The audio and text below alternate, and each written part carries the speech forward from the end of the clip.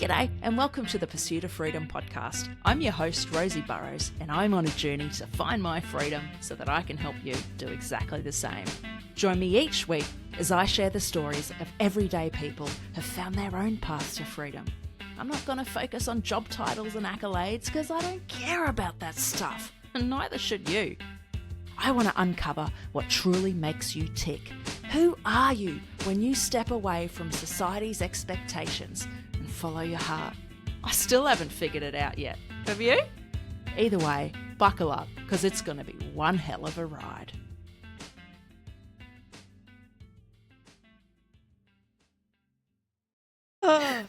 Welcome back to the Pursuit of Freedom podcast. Joining us today is Dr. Lynne Banis. We are diving into grief, which is a topic I think needs to be spoken about more. And we'll dive into that. But Lynn sort of went through the traumatic experience of losing her mother, brother, and husband, all within the space of about 2.5 years. So I think it's fair to say that she's an expert in grief.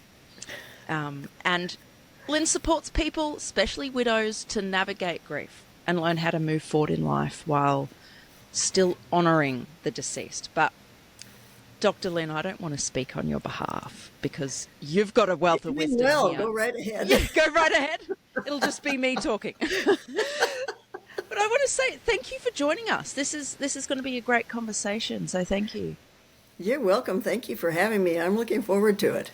Yeah, me too. And for our listeners, in case it wasn't already clear, just a content warning. Like if you're not in the space to listen to this one, please come back when you are, or maybe you need to skip it right now, and that's cool. We will be talking about grief, death, and things sort of in that realm. So But we will be focusing on recovery and living a new great life.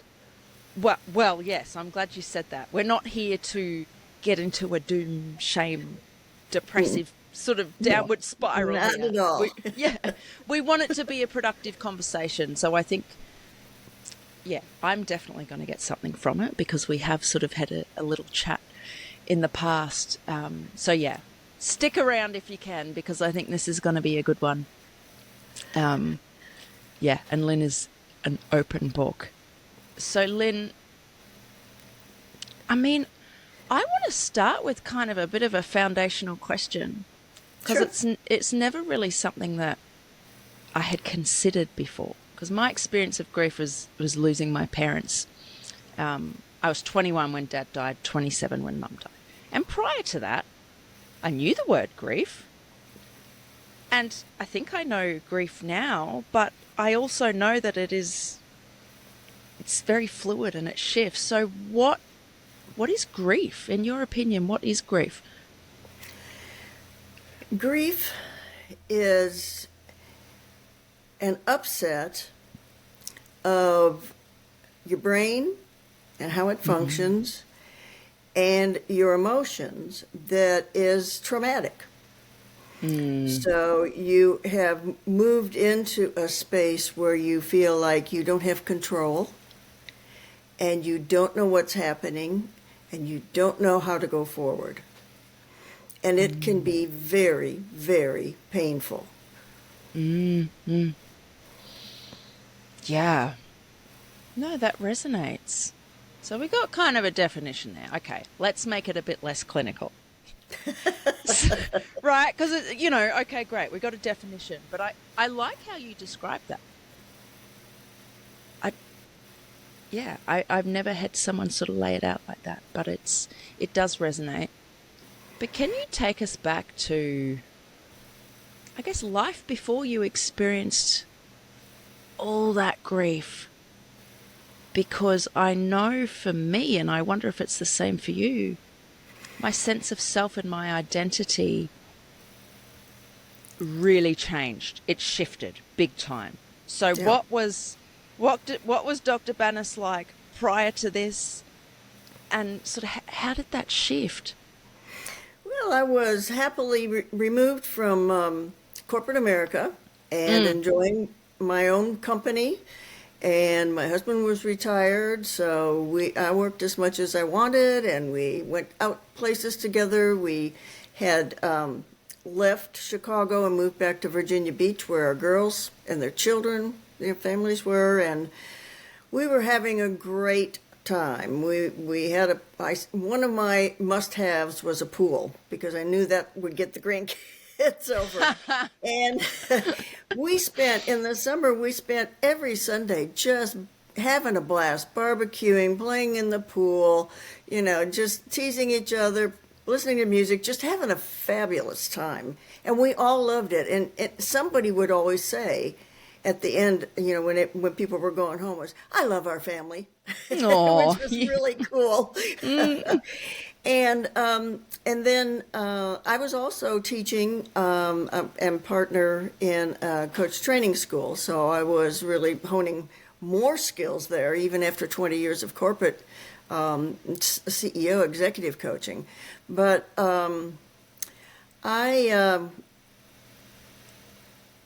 I had my mother come live with us when she was 100 years old, because there were 2 hurricanes heading right to her town. So I told my brother to go get her, and he did, and she got to his house and promptly fell and broke her hip. So, there was no way we could have her go back and live on her own. So, so it brought her to live with us, and I took care of her for 6 years until she fell at 106. And she broke 18 ribs and her femur in 2 places, and there's just no recovery when you're that old, So that was a terrible loss, because we had become extremely close, best friends. And even when she was in the hospital that morning, we were joking and laughing that she was, I'm sure, in shock, and the pain hadn't hit her. But then, that was very tough. That was tough for all of us, because everybody was really close to her. You don't have somebody that age in your family without, thinking it's pretty special. Right, yeah. And then within, as you said, the next 2.5 years, I got a call in the middle of the night that my little brother had a massive heart attack, and he was gone. And then my husband had complications from surgery that never should have happened, and he was gone, and they were all sudden. So that compounding of, I think, shock and trauma and grief was really, really, really, really hit me hard. And was the grief different for each of those losses? It was a little bit. It's funny, because when you have someone that's 106 years old, it's coming. Right. You just don't know when. And you've prepared a little bit, but you're never totally prepared. And my little brother that was a real shock, because he was so healthy, and he ran and he ate properly, and it was just, that was, and when you have a brother that's 9 years younger than you, he is your little brother. Right, yeah. It makes you face mortality. And so, that was hard, and I was trying to support my sister-in-law while I was still grieving my mother, and she was too. And then when Bill passed away, that was the hardest. I mean, because that's your soulmate, that's your future and your past. And so I think that what I did is what I would not ask my clients to do, and that is I just got super busy. And I kept myself really busy. I decided my house was huge, too big for me to handle by myself, and I didn't need all those bedrooms because the kids all lived here. And so I sold it, and I downsized, and that took, I don't know, about 4 or 5 months. And right after I moved into my new little bungalow, I got sick for 3 months, because my body said, knock it off. You need to grieve. And I did. It It was just one thing after another. I just got one thing after another. I think I had just worn myself, totally out. And that gave me time to think. And mourn and grieve, and it was an opportunity for me to look around and say, well, what do I know? I've had a lot of education. What do I know that would help me get through this? Because I certainly don't want to stay here, which is the point we want people to get to so they're ready to move forward. And, I had kind of a light bulb go off, and it said to me, you have all the tools you need. You have all these years of coaching, all these years, all this knowledge about human behavior. Yeah. You have what you need, and you've been through this now several times. So I kind of put together tools and techniques that I knew, tried them on myself, made myself go through them because I knew that was the only way it would work. You have to work on your mindset and your self-limiting beliefs and your values and all of those sorts of things before you can even begin to figure out who you are, who you might want to be, and what you might want to do. So, that's when I thought, well, heck, I don't care how old I am. I'm going to start a business, and I am going to help other people through this because you should not have to do it alone. Right. Nobody should have to do it alone. It's really hard. There's no question. And to have someone who understands and can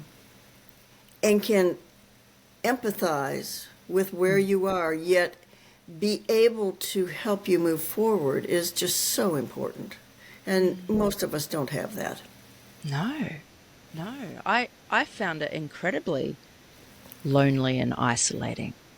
I remember when I lost Dad, I didn't have people in my life as a 21-year-old who had experienced something similar. No. In my circle. And so I had my mum and my sister, who was 9 years younger at the time. It's a big age gap there. And I think there was a lot of, what's the word? Concern, worry. That's not quite the word. But, I had my mum to talk to. We were very close. But also, I felt like she was carrying so much. She had 2 daughters to look after. And so you withhold a little bit. You do. Right. You do. Absolutely. And I don't think that helped my way of coping. And you mentioned this, like I wouldn't recommend this, and neither would I. I got really busy. I was studying at the time, and I remember the day after Dad died, and it was sudden, sort of freak accident thing. I went into university. The next day, I went to class because I had assessments to do and I had an exam coming up. Because I thought that's what I needed instead of spending time just, I don't know, holding space with my mum and my sister. I went out there and I tried to get busy. And then I fell apart. Someone saw me, said, "Oh, Rosie, how are you doing?" And I just went, "Oh, my dad just died." And thankfully they said, "You need to go home. You do not need to be here." They gave me that permission. But I also want your opinion on, is busying yourself with things, is that sometimes effective? I think it is sometimes, but you have to know, you have to get some balance. You can't just push yourself to the point where you're ignoring what's happened. Excuse me. So I think that's where one of your people, one of your whole crowd that you just, you need to have someone who thinks like you, who understands, that can be with you and notice what's going on and remind you gently. Because, we one of the hardest things to do is to find your tribe, your people. because when you have great losses like that, everything changes. Absolutely everything changes in your life. And you lose some friends. That's just the way it Right. is. You lose Yeah. friends. If you're married, you lose couple friends.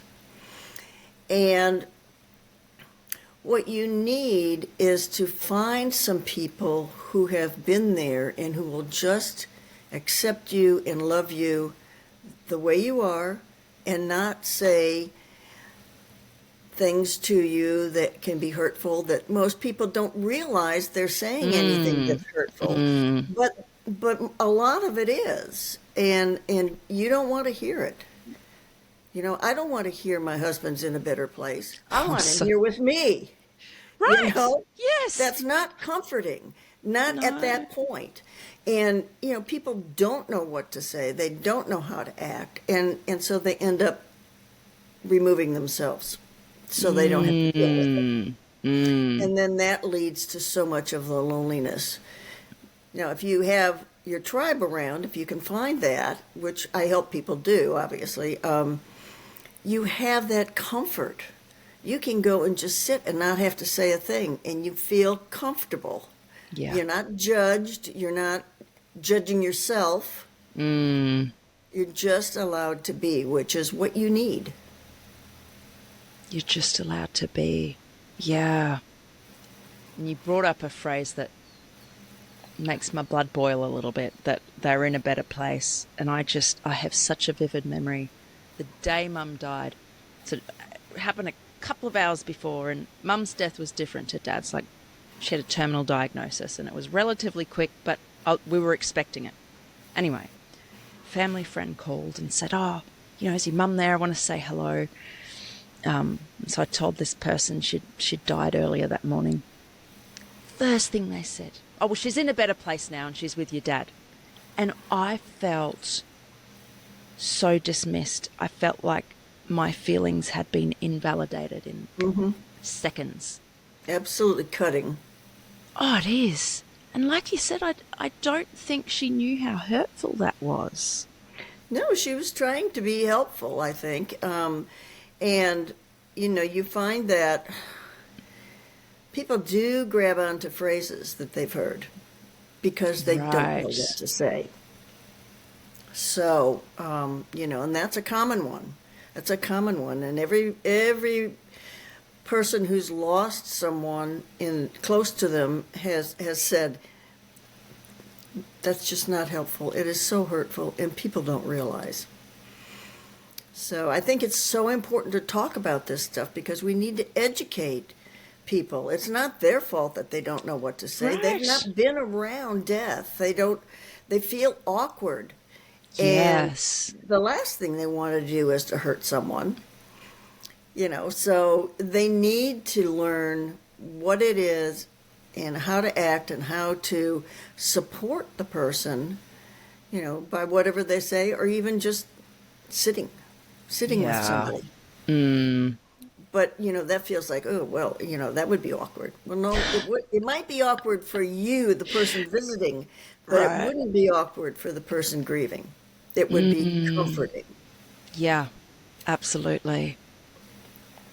So, okay, we've touched a little bit on things you shouldn't say, right?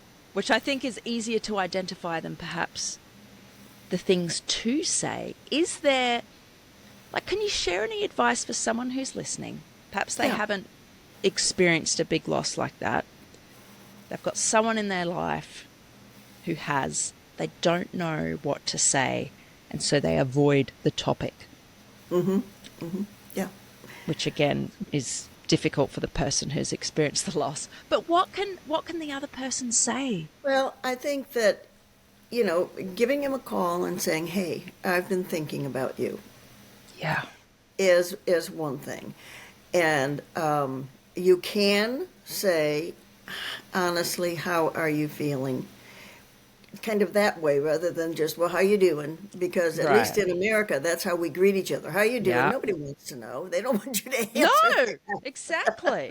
Yeah. So, be genuine. How are you feeling? How are you coping? Don't force anything. If they don't want to talk about it, Right. accept that and say, I understand this is really, really hard and I don't want to make you feel uncomfortable. Drop by with something small, maybe a cup of coffee and a donut, just so that the person knows you're there. Some people, as I don't know for you guys, but for us, the first week or couple weeks, people are bringing food, and it's just, Yeah. yeah, overwhelming, particularly if you're single and you've got more of a freezer overflowing. Yeah. But then that stops. And Yeah. so, people mean so well, but I got a 9 by 13 casserole. Like, I'm not even hungry, you know? Right. Yeah. So be thoughtful. Some people have what they call grief groceries. I've heard that they bring something very simple because the person isn't going to want to cook probably. So bring something simple that they can nosh on, they can snack on, that's easy to do. You don't worry about them eating healthy at that point because they're not going to. They can't. And you just need to make sure they get some nutrition. Yeah. So, I mean, you could bring them a smoothie or, something that's simple for them to reach out and grab. I think that's a huge one. Don't be afraid to invite them. Now, they're not going to want to go out Right. with you probably for at least a month and maybe more, but don't be afraid to invite them. We'd love to have you join us. And I found that some people gave me a gift certificate to fast food. Now, that's not necessarily healthy, but it is something I would do. I would not go to a restaurant and sit by myself. Right. With the Yeah. fast food, you can drive through and you don't, I mean, I didn't want people to know I was a widow. I had some fear around people knowing that I was alone, and people that I didn't know that could tell. So I think being so aware of the things that might be frightening, because fear really plays a big factor. When you don't know who you are, you don't know where you're going, you can't think straight. There are tons of fears that pop up. Biggest being, what am I going to do? Yeah. I can't do this alone. Yeah. And I think that's especially true for people who've lost a spouse. I Yes. haven't been through that, but I saw my mum go through it. And I think it is a different kind of grief to what I would have experienced losing my dad. Yeah. And, Yeah. your life is so entwined with this person. And like you said, you've lost your soulmate. And yeah, your identity was, of course, naturally, it's going to be tied to this other person. And all of a sudden, like for you, you lost your husband very suddenly. So overnight, was there this feeling of like, well, who am I? What's the point right now? Yeah, absolutely. Absolutely. Because it was overnight. I was with him in the hospital and I went home to get some dinner and they called me from the ICU and he was gone within a couple hours. Wow. And, it was like you're spinning, your head is spinning, and you don't know what to think. Because that afternoon we were talking about taking a vacation when he got out of the hospital. And then all of a sudden you're looking at a life that is totally foreign to you. Your feet can't even hit the ground. You're just untethered and your brain isn't working very well. And it's just, yeah, absolutely. Absolutely. And do you think grief is something that goes away? Because I have people say, you need to move on. Well, I like to say move forward instead of move on, Me too. because you don't, and that's a fear people have. If I move forward, I'll forget about him, or you know, it won't he won't matter anymore, or people will say things about me, or all of those are big fears that people have. And I think grief does not totally go away. It's always with you, but once you get through and process all of this stuff and find yourself, you carry it in a different way. I find that one of the things I help people do is bring it forward, bring the person forward into the new life as a wonderful memory, something to be celebrated and shared with other people. I was talking to somebody this afternoon, and I told them that one of the things that we did in the first year, because there are 8 grandchildren here that loved him. And I wanted to make sure that they, we included them in the grieving and the, everything. And so when his birthday was coming up, I gave every one of them a little mason jar. Do you know what those are? Yeah. And, about 3 weeks ahead of time. And I said, think about Billy in the next couple of weeks before his birthday. And when you think of something that made you giggle, or that was special, that you really loved, write it down and put it in the jar. And then we each brought our own jars to his, birthday acknowledgement anyway. It wasn't really a party, but we sat around and read those things and laughed together. And, it was very healing. Yes. Instead of saying, oh, I just don't want to think about this being his birthday. If you can make something positive out of it, it's really healing. And I've found sharing these memories, these lovely memories, it's incredibly healing. Incredibly healing. And I get this feeling, I don't know if I'm right, but I get this feeling that other people are almost afraid to talk about whoever it is that have died, because they don't want to trigger you. They don't want to upset you. Yeah, exactly. I'll tell you, one of the most healing things for me and many, many of my clients were the notes I got from friends, people that have worked with him, and reading what he meant to people and how he impacted their lives. I was bawling, but it was because I was so touched by how beautiful it was. Yeah. And I was so proud of him that he could impact all those lives in such positive ways.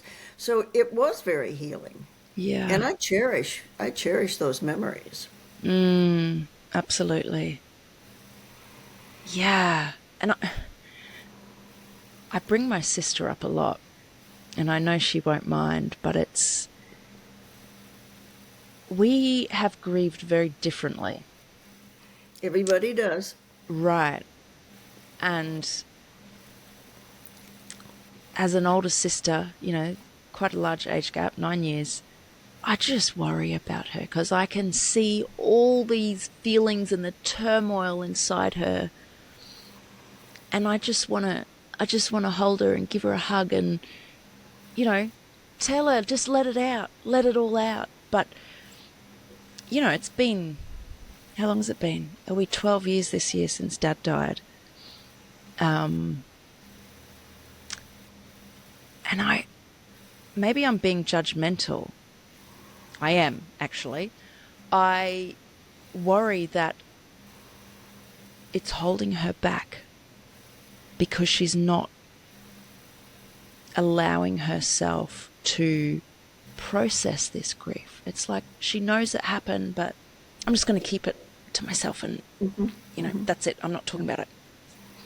Yeah. Yeah, I know. And that happens with a lot of people, and they're really stuck there. And it does impact all aspects of their life. And for some people, it impacts your health and Mm-hmm. your mental health, your physical and mental health. And what I always tell people is you don't have to do this alone. You should not have to do it alone. So find somebody who knows what they're doing and let them take you by the hand and gently walk you through to your new reality. Yes, your new reality. Mm. And it is that gentle guidance or walking. Yeah, absolutely. I mean, it's work. There's no question. You have to work on yourself. But if you have someone who can do that gently with you and then celebrate your wins and all those sorts of things and make it pleasant, you're gonna get there, and you've got support right there, and you've got somebody that is part of your tribe because they understand what you're going through, and they're not being judgmental, and they're willing to let you do what you need to do to get through it. Mm. So what? How do we find our tribe? How do we do that? Well, when you think about what is it that's most important to you, and of Mm. course, someone grieving, what's most important is to have somebody understand them. Yeah. So go find people who've been through it, who can understand. And sometimes, I mean, early on, sometimes that's grief groups, which Right. which are fine because they allow you to tell your story and cry and all that sort of thing. The thing is that you don't want to stay in that so long that it becomes a wallow in everybody's Mm. grief. So you need to get to the point where you say, okay, I'm pretty good now at regulating. I don't. I mean, there's still going to be times when you get this huge wave that just overtakes you, Yeah. and yeah, but you're not crying all the time. You're not, doing things to keep yourself from reaching out to others. And when you begin to get there and you begin to wonder, well, what's next? What am I going to do? Mm. That's when you try to find somebody like me who will do that, who will take your hand and walk you through. Mm. Because I'll tell you, one of the coolest things is when you see the light bulb goes off and somebody realizes there is hope. There can be something. And you just see all this weight lifting off their shoulders. It's really beautiful. Mm. And do you think telling someone who's grieving that there is hope, is that a useful thing to do, or is that or a helpful thing? Or is that a realization they need to come to by themselves? Well, I think it's a combination of things. Don't tell them that time heals all things. That's not true. It is work. And you have to be honest with people. Mm.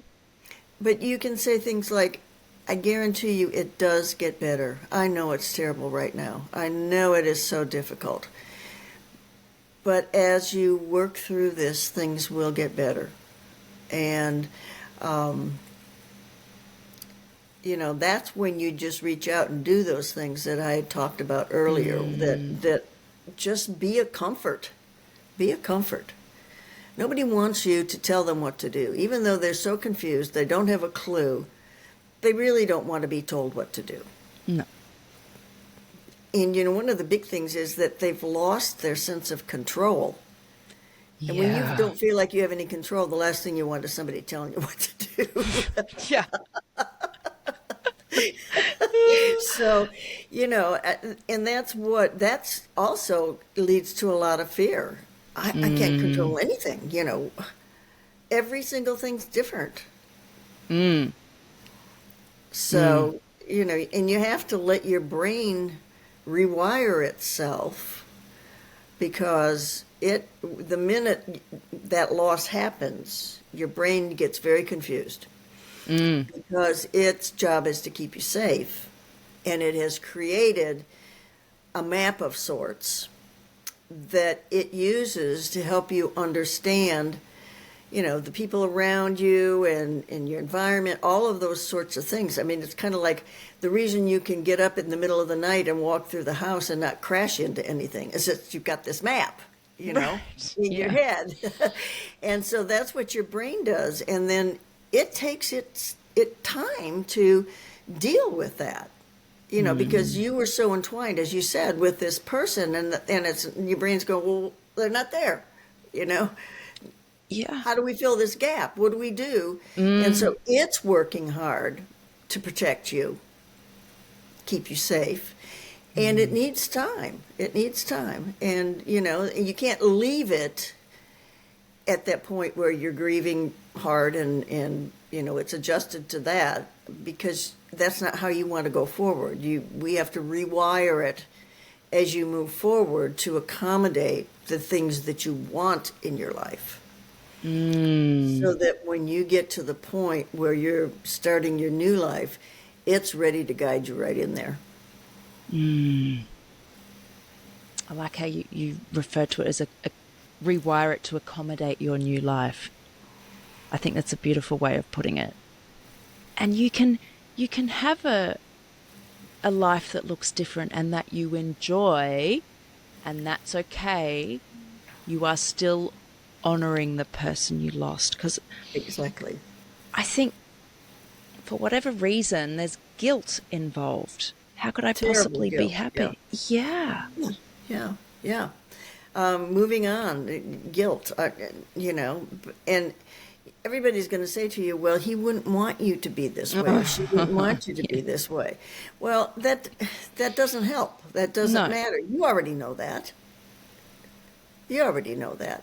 It's the internal things that you're saying to yourself that keep you stuck, and the fear that somebody might think, well, she's not really grieved him. She must not have really cared, or, he's gone off with, whatever the thing is, and we're so worried about what people will think.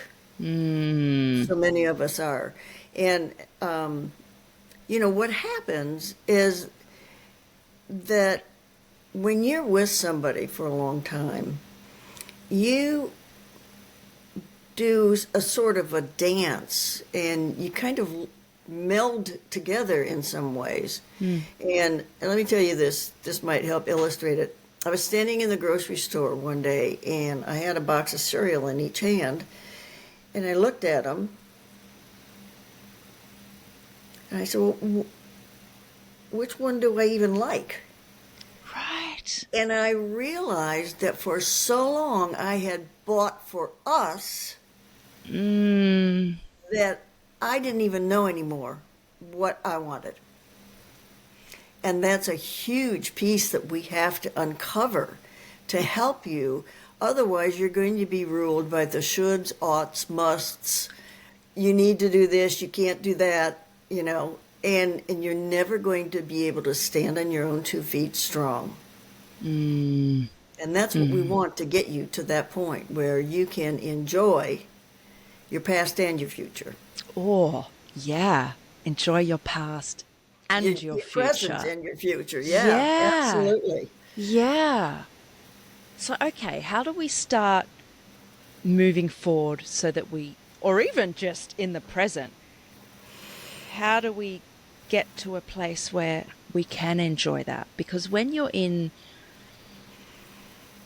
the middle of grief, when it's still so overwhelming, and you just, for me, it almost feels like you're in the ocean. There's these crazy waves, and you're just getting dunked, and you're trying to, it's just out of control. So how do we start to shift to a place that we can even just catch our breath, feel grounded, and then go, okay, what would life look like, or what can it look like for me? Yeah.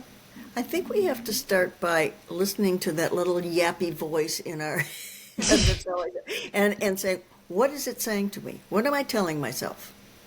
And questioning, is that true?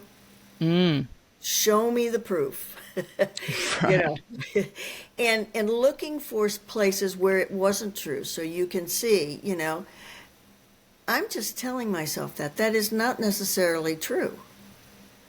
So I prefer and I choose to believe that I do have the capability to figure this out. And I am in the process of it. I'm moving toward toward figuring this out. And so, there's just, we have so many self-limiting beliefs.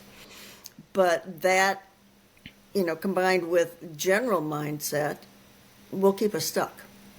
How do we start to work on our mindset? I think starting with your beliefs is a very, very good thing. In NLP, there's a tenet that says the map is not the territory, which means my little map of where I am living is not this entire territory. So I need to open my brain to receive what might be out there. And I think that's another big point. When you're grieving, you're just holding yourself so tight, Yeah. trying to protect yourself. But if we can start to expand our thinking with the what ifs, that will help a lot too, because that's how you work on your mindset is what if. And so what if I want that, what do I have to believe to start doing what I need to do to get that? Right. Because your beliefs are driving your actions. Your actions don't drive your beliefs. So, really getting in tune with the beliefs you already have and checking those and make sure that those are being helpful to you. And then, start figuring out, well, if I don't want to believe that, what will be helpful and beneficial to me and support me going forward, and make the decision that that's it, where you're going to believe, and then just keep bringing that up to yourself every time you run into that roadblock. And it's hard, it's hard. It's Yeah. It's almost like the death of that person. It's like you're forced to go on this personal development or growth journey. You almost don't have a chance. You're like, okay, no choice. yeah, you're forced into it, and it can be overwhelming. It is difficult, but now I'm several years into that journey. I do see that as a blessing. I don't. Yeah. Yes, and I think that item about being forced is so important, because you are forced into it, and you are doing it not because you want to, but there's nothing else you can do than put one foot in front of the other. And that takes strength, and you need to look at yourself that way, as I am in the process. I have the strength to do this, even though it's not my choice. I mean, this is not a club I would choose to join. No. Yeah. So being gentle with yourself and kind with yourself, and celebrating in a way any little step or tiptoe that you take as building your strength, that really helps your mindset change to an I can do this. I can do this. Yeah. And I am doing this. I think that's important too. Yeah. I'm in the process. I'm doing this. I was not where I am right now 2 days ago. Yeah. Yeah. Yeah. Acknowledge that. What do you have to say? Because this is something I hear a lot. I'm not sure I've been told it by anyone directly in my life, but I see it a lot online, or you see it in movies, or Yeah. things like that. When people say everything happens for a reason in relation to losing someone. Yeah. Yeah. Well, that's a deep belief many people have. Mm. And is there a way to turn that into something positive, something that is supportive rather than feeling like another big obstacle? Mm. And that's, it would depend on the person, Right. because you don't, that's can be a religious belief too, so Mm. you have to be careful with that because don't want to discount the person. And I think that, one of the things that might be helpful would be to say, no, this is hard. This is a part of life we all have to face. We're all going to lose somebody that's important to us. If we haven't already, we will. And it's something we have to accept and learn to deal with. Mm. Mm. Yeah. Because that doesn't discount the fact that it happened for a reason. I mean, there is a reason. There's got to be an end of life. But Yeah. then, too, the reason could be that your beliefs tell you that this is what was in store for this person. Right. Right. And I want to share where I stand on this, which could get people's back up a little bit. But when when someone says everything happens for a reason, I get really angry, very angry. Not that Right. I outwardly Yeah. express that, but I think, how dare you? You're saying that something chose to kill my parents, and you're saying that happened for a reason? Like, what? Like, for me, I just get infuriated. But I know for other people, it gives a sense of comfort. And I think it really highlights how different we all are. We do have different beliefs around death and why things happen, and if there's an afterlife or whatever. There's all these very deep-seated beliefs that we hold, Yes. and it is kind of delicate. It is kind of delicate because they're a part of us. You Mm. know, they're a part of our identity. They're a driver in some of the ways we think. And the last thing you want to do is take away somebody's solace or area where they can go and feel safe. Mm. Mm. Yeah. Something I want. Now, this it doesn't apply to me because I haven't lost a spouse, but I'm sure there are widows listening to this episode. Perhaps they're early in their grief journey, and they've got people in their lives saying, "You need to move on." They want, your husband, your wife would want you to be happy. You need to find someone else. I know this is something my mum experienced. I was quite sheltered from it, but I know it was happening. Yeah. Yeah, So, it's yeah, is that a necessary part?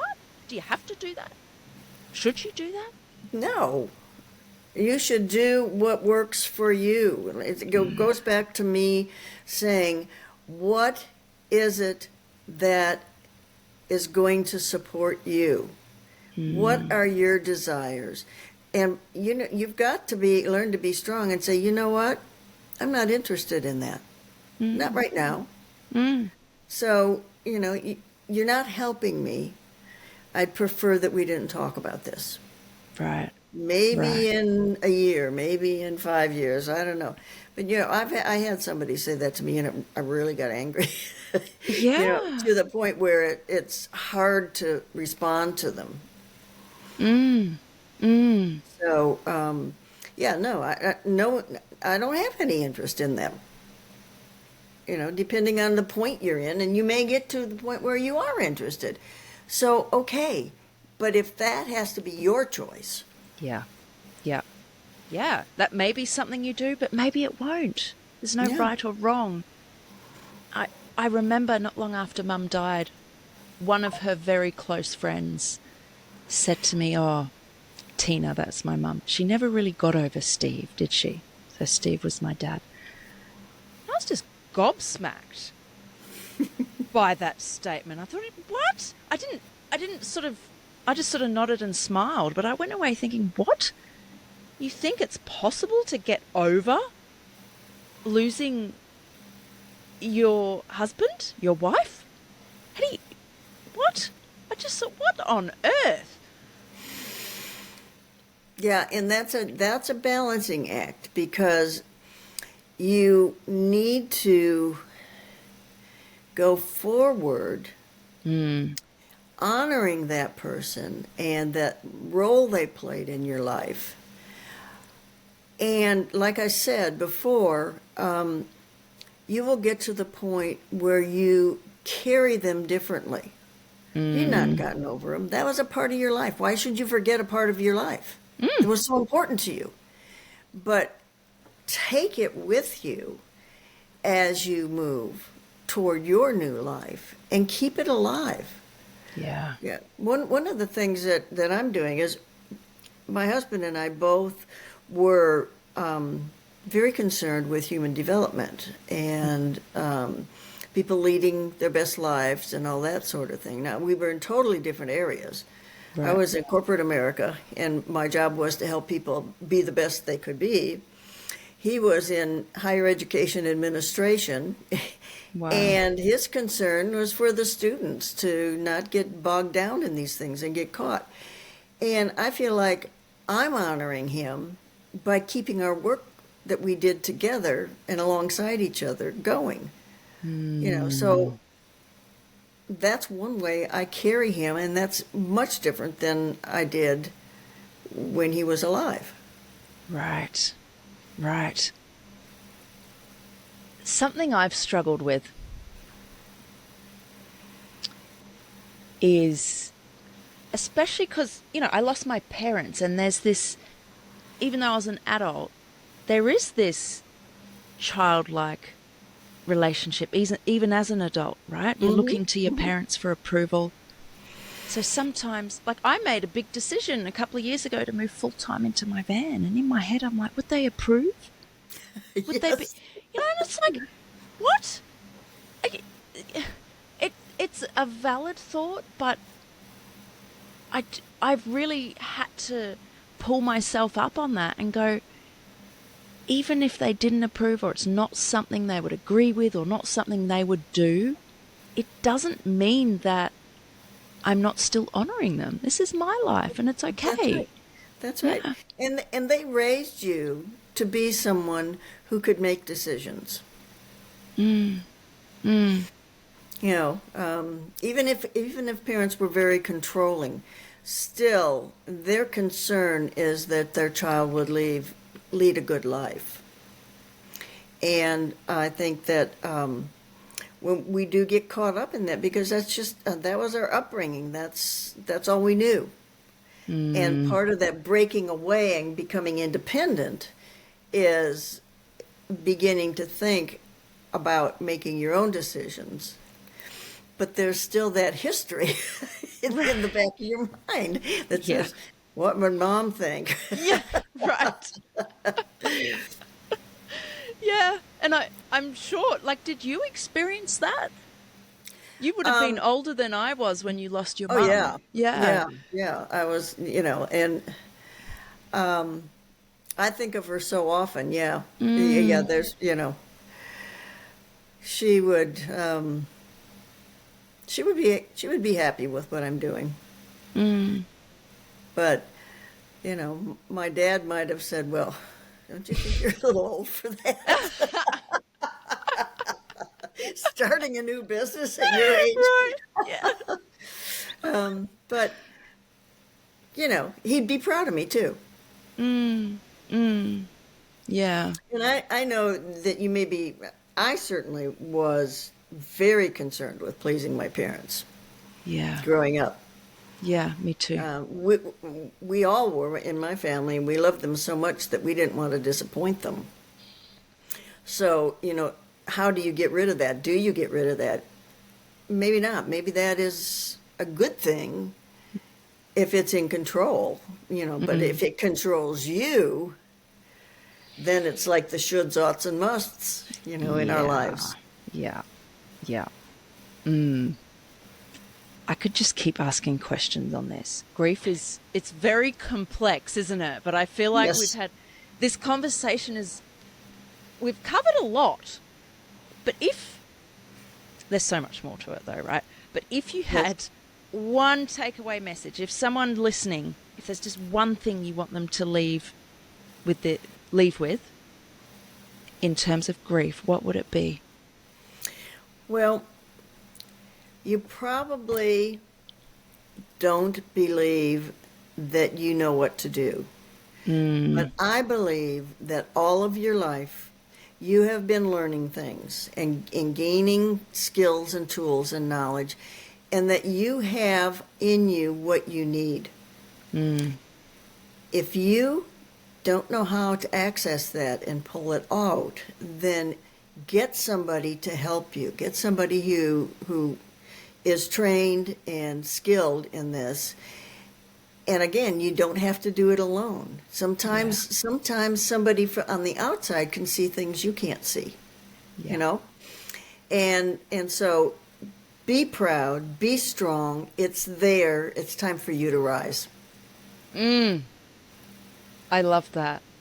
And I want to end with a specific question that I ask every guest. So, Lynn, what does freedom mean to you? To me, freedom is being able to make my own decisions about things. And that includes, having a mind that's open, as well as being able to say, all right, I'm done with this now. I'm going to go to the grocery store or whatever. Right. Yeah. So it's big. It's very big. And I also believe that there's a piece of it that is like do no harm. You can be free, but you can't impede on other people. That's not freedom. Right. Yeah. And I see it is a big part of grief too, because I know at the beginning I felt like grief was this cage around me, just trapping me and taking over my life. But, I don't even know how you'd describe it. Is it breaking free from that? I don't know. But you do find a sense of freedom when you begin to work through this grief and go, okay, what's life going to look like now? Yeah. And then at that point, hopefully you've gotten to the point where you see it as an opportunity. Or you can get to that point where you see it as an opportunity, because it really is. How many times in your life do you really get to decide what you want next without, all the responsibilities of other people and taking care of people and all of those things? You're in a new place. And so it's a redefinition and then a rebuilding. Yeah. Yeah. Oh, thank you. Thank you so much for this conversation. It's going to sound strange to some people, but I do enjoy talking about grief. It's so validating, and it is eye-opening as well to hear other people's experiences and your insights on that. So, and if you've been through it, it is interesting, very interesting. And if you've not been through it, it should be interesting, because I agree. it's coming, at some point in time. Yeah.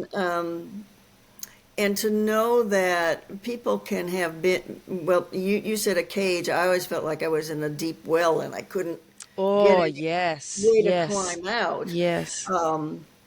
so everybody's experience is different, but you learn so much when you talk about it, and you can begin to open that mind and realize that you don't have to stay there. Yeah, it's going to be Yeah. really tough for a while, and you're gonna hurt, Yeah. but your body and your mind helps to compensate and get you readjusted. It's like moving to a new town and not knowing anybody. Right. You Right. know, you work it out. So I think that both sides of it are interesting. Absolutely. Yeah. So thank you so much for this conversation. I've learnt This a has lot. been I great. know the listeners have. Yeah, I'm glad you enjoyed it too. Well, It's if you been get great. a bunch of questions from your listeners, we'll come back and answer all those Oh, questions, and beautiful. Yeah. that would be fun. That would be great. Yeah, it would be. Well, hopefully we'll talk soon then. Okay, all righty.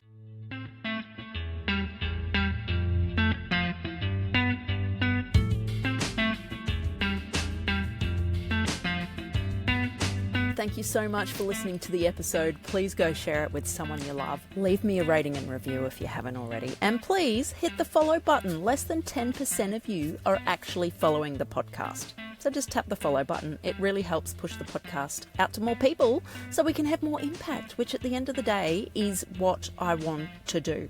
Also, you can check out the full archive of episodes, see the show notes and the full transcriptions at my Fancy Pants website, thepursuitoffreedom.com.au. And don't forget, you matter.